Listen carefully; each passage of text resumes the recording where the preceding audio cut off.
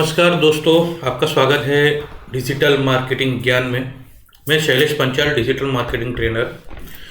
आज आपको फेसबुक पे जब हम रीच का कैंपेन करते हैं या फिर एक अवेयरनेस का कैंपेन करते हैं, अक्सर लोगों को ये सवाल होता है कि ब्रांड अवेयरनेस और रीच, ये दोनों में क्या फ़र्क है। अगर मैं थोड़ा सा यहाँ पे जूम कर देता हूँ, तीन टाइप के कैंपेन होते हैं, मतलब अवेयरनेस, कंसिडरेशन, कन्वर्जन, जिसमें ट्रैफिक वगैरह ये सारी चीज़ें हम किसी और अगली वीडियो पे हम इसे कवर करेंगे। ज़्यादा समझने जैसी बात या सबसे ज़्यादा सवाल आने वाले ये सवाल है कि अवेयरनेस कैंपेन के अंदर अवेयरनेस, अगर मैं ये ऑब्जेक्टिव अवेयरनेस पकड़ रहा हूँ तो उसके अंदर ये ब्रांड अवेयरनेस और रीच, ये दोनों में क्या फ़र्क है। अगर यहाँ पर मैं कर्सर रख रहा हूँ, यहाँ पे लिखा जा रहा है, क्या बताया जा रहा है कि show your ad to people who are most likely to remember there. यानी कि देखिए यहाँ पे लिखा है show your ad to people. यहाँ पर भी अगर देख रहे हैं show your ad to the maximum number of people.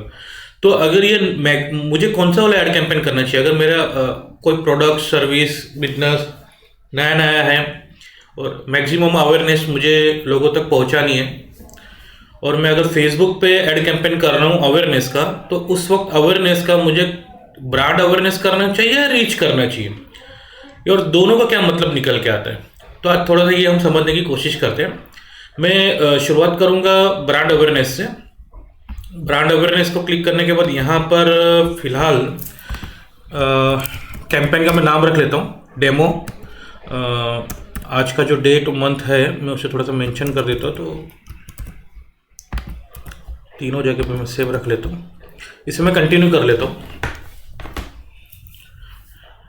Continue करने के बाद यहाँ पर हमें कैंपेन का नाम और कैटेगरी, तो फिलहाल हमारी कोई कैटेगरी यहाँ पर ऐड नहीं करनी है हमें, जिसे तो वैसे ही रखना है। इसे थोड़ा सा यहाँ पे नीचे आकर अगर हम नेक्स्ट करते हैं, ठीक है, क्योंकि हमने लिया हुआ है यहाँ पर ब्रांड अवेयरनेस, ठीक है ना। तो हम पहले ब्रांड अवेयरनेस को समझेंगे, फिर रीच को समझेंगे। ब्रांड अवेयरनेस में मान लीजिए कि हम ये 200 rupees daily budget, start date और एंड डेट, ये नॉर्मल जो ऐसा होता है उस तरीके से। अगर मान लीजिए कि अगर ये कुछ तकरीबन 12 तारीख को स्टार्ट होगा, तो मुझे यहाँ पर सेट करना है उसे 15 तारीख तक, ये मान के चल रहा हूँ मैं। डिटेल टारगेटिंग जिस तरीके से हम करते हैं, इसे इसके रिलेटेड जो डिटेल टारगेटिंग या जो इस start to end ad campaign किस तरीके से बनाना है, ये जो इन डेप्थ इसका जो वीडियो होगा, वो मैं अगले वीडियो के अंदर ये सारी चीज़ें बता दूंगा। इसके अलावा भी अगर आप लोगों के पास कोई कोई सवाल है आपका, या कुछ आप जानना चाह रहे हैं, तो आप कमेंट बॉक्स में भी मुझे बता सकते हैं।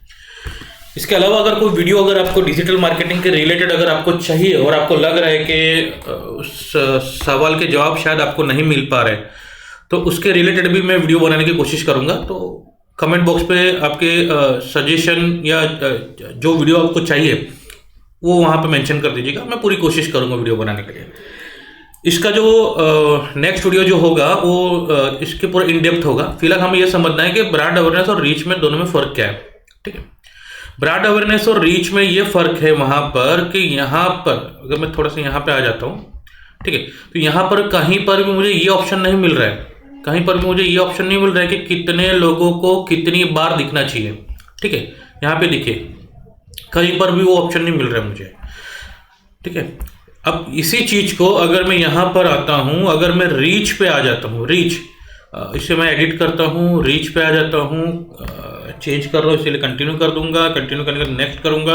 अब रीच वाला जो कैंपेन है उसके अंदर थोड़ा सा अगर मैं यहाँ पर देखूँ, तो ये देखिए मुझे एक फ्रीक्वेंसी कैपिंग का ऑप्शन मिल रहा है। थोड़ा सा जूम कर देता हूँ मैं। ये फ्रीक्वेंसी कैपिंग ये बताता है हमें कि आपका जो एड कैंपेन है या जो आप एड बना रहे हो, वो एक इंसान को, यूनिक यूज़र जो आपकी ऐड देख रहा है, जिसको आप दिखा रहे हो, तो उस यूनिक यूज़र को कितने दिन में कितनी ऐड दिखनी चाहिए। एक एग्जांपल यहाँ पर देखिए, एक एडिट का बटन है जहाँ लिखा है फ्रीक्वेंसी, ये पर यूज़र की बात चल रही है, यूनिक यूज़र की बात चल रही है, जिसमें ये इंप्रेशन हो गया, डेज हो गया। मान लीजिए कि 30 डेज के लिए आपने यहाँ पर ऐड कैंपेन चलाया है। यहाँ पर जो यहाँ पे मैंने डेट डाला था, थोड़ा सा मैं इसको क्लियर कर लेता हूँ। यहाँ पे मैं आता हूँ, और यहाँ पे अगर मैं स्टार्ट डेट और एंड डेट मैं यहाँ पे अगर मेंशन कर दूँ यहाँ पर कि थोड़ा सा मुझे लग रहा है कि मार्च से 1 तारीख से मैं मार्च 30 यानी ये देखिए ये 30 दिन का अगर आप एक ऐड चला रहे हो, ठीक है, तो वहाँ पर एक इंसान, एक यूजर को जिसने एक बार आपकी ऐड देखी है उसको कितने दिन में कितनी बार दिखाना। अगर मैं ये मान के चलूँगा हर 7 दिन में 30 दिन ऐड चलेगी, हर 7 दिन में मेरी ये जो ऐड है वो उनको हर 7 दिन में 2 बार दिखनी चाहिए, ठीक है, 5 बार दिखनी चाहिए। तो ये जो कंट्रोल होता है ये आपके हाथ में होता है। इससे होता है ये कि मैक्सिमम आप है ना उनको अवेयर कर रहे हो कि अगर मान लीजिए कि मैं शैलेश पंचाल, मुझे कोई एक ऐड दिख गई, वो ऐड ठीक 7वें दिन में या 7 दिन के अंदर मुझे वो दोबारा से दिखेगी। एवरी 7 डेज, हर 7 दिन में वही सेम ऐड मुझे दिखेगी। तो ये कैपिंग हम कर सकते हैं, या फिर हम यहाँ पर कुछ हर 3 दिन में कर सकते हैं, हर 3 दिन में 2 या फिर हर 5 दिन में 2। तो ये हमारे हाथ में होता है। उसके बाद फिर जिस तरीके से हम यहाँ पर जो ऐड क्रिएट कर रहे हैं, यहाँ पर के पेज सिलेक्ट कर दिया, यहाँ पे ऐड हम क्रिएट कर रहे हैं, यहाँ पे सारी चीज़ें जो डिटेल्ड हम ऐड क्रिएट करने के वक्त सारी चीज़ें लग रही है, ये सारी चीज़ें सेम होती है।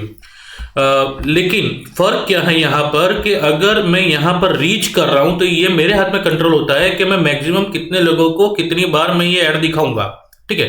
तो ये बहुत ही ज़्यादा इफेक्टिव होता है। अगर आपको अभी प्रोडक्ट नया है, आपका ब्रांड अवेयरनेस आपको लग रहा है कि मुझे मैक्सिमम अवेयरनेस करना है, तो मुझे ये लग रहा है कि आपको रीच तक जाना चाहिए। डिपेंड ये प्रोडक्ट सर्विस पे जाता है। मैं दोबारा से ब्रांड अवेयरनेस पे आ रहा हूँ। ब्रांड अवेयरनेस पे वापस आने के बाद यहाँ पे मैं देख रहा हूँ तो ये कंट्रोल मेरे पास नहीं है, ठीक है, ये कंट्रोल मेरे पास नहीं है। ये देखिए ये कंट्रोल मेरे पास नहीं है। तो ये छोटी छोटी बातें जो होती है, जो हम एड कैंपेन बनाते वक्त हमें इसे ध्यान में रखना होता है, जिसकी वजह से कभी कभी होता है कि हम पैसे लगा रहे हैं लेकिन चाहिए उस डायरेक्शन पे हमारा ऐड जा नहीं रहा है, या तो फिर उस ऐड ग्रुप जो हमने ग्रुप बनाया कि इतने ये से ये लोगों को वो डिटेल टारगेटिंग आप ठीक ढंग से नहीं कर पा रहे हो। उस वजह से हो ये रहा है कि वो रिजल्ट नहीं बन पा रहा है आपका वहां पर, ठीक है।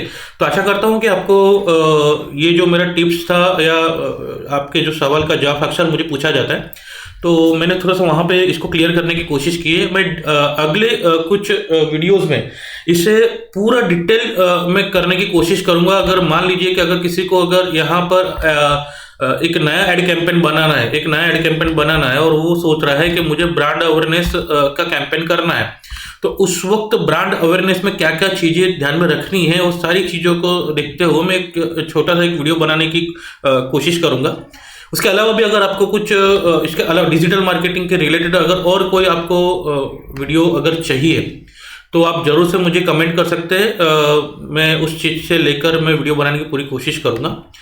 और डिस्क्रिप्शन पे मेरी वेबसाइट और बाकी सारी चीज़ें आप मुझे कांटेक्ट भी कर सकते हैं। तो मैंने वहाँ पर डिस्क्रिप्शन बॉक्स में मेरा कांटेक्ट नंबर भी वहाँ पर आपको मेंशन मिलेगा। तो मैं आशा करता हूँ कि आपको ये वीडियो पसंद